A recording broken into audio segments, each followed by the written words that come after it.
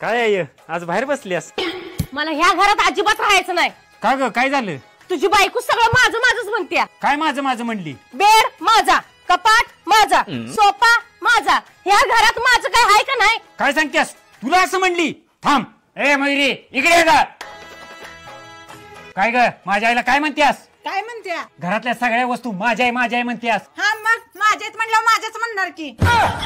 तुला जर या घरात राहायचं असेल तर घरातली प्रत्येक वस्तू आपले आपले असंच म्हणायचं, नाहीतर चलते हो माहेरला.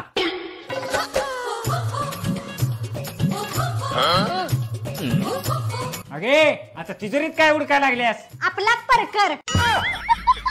अगे तो आपला नाही, तो तुझाच आहे. तुम्हीच म्हणलेला की सगळं आपलं म्हणायचं.